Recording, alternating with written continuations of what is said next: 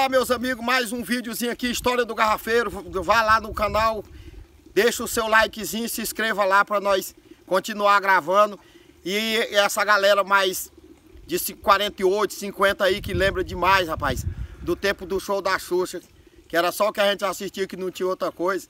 E eu me lembrando aqui, a vovó Constância lá dentro de casa, ela era aleijada das pernas, sentada numa cadeira preguiçosa. Depois, risadinha, foi que eu vim me tocar, porque era que ela brigava com minhas irmãs, rapaz. Lá no programa da Xuxa tinha uns pirulitão desse tamanho, que ela dava para as paquitas, aquelas paquitas dançavam com aquele pirulito na mão. E aí nós com um televisor grande, moço, preto e branco. E aí as paquitas da Xuxa dançando, cada um, aquilo era para fazer a propaganda. Aí, e a vovó sentada desse jeito aqui, que ela sentava e botava os pés para cima e ficava com a taca na mão para estar surrando cachorro e galinha. E aí o televisor lá ligado e a Xuxa, aí passava aquela música que dizia assim: dá um pulo e vai pra frente, com um pulinho vem pra trás, quem quiser dançar com a gente, e pode vir, não quer demais. Aí a vovó achava muito bonito.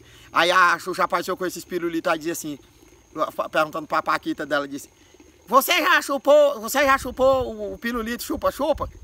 E aí ela, já chupei e gostou demais. Me tinha aquele pirulitão vermelho, eu acho que era só verme da gente, então assim. E ela me tinha aquele pirulitão assim, parecendo o pirulito do chave.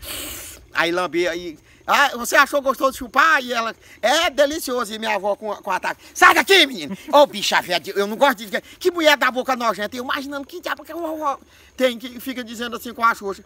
E toda aí: vamos pra lá, menino, que diabo lá que tá olhando essas coisas. E as minhas irmãs: não, vovó, elas com novinha, não sabia de nada. E eu também, eu digo: não, vovó, ela tá só perguntando se as mulheres gostam se as mulheres gostam, as companheiras dela aí, do pirulito chupa-chupa. Aí disse: chupa ou não chupa? Chupa. Aí me tinha aquele pirulitão na boca e tudo. E minhas irmãs: olha, vó, aí é bonito. Que menina, não já te disse, tu sai daqui, eu vou desligar isso aqui. Aí depois que eu fui trabalhar nas fazendas e ganhei dinheiro, aí comecei a andar nessas casas de facilidade. Foi que eu vim, eu digo: ai, por isso é que a vovó tava brigando. Eu digo: era por causa desse negócio bem.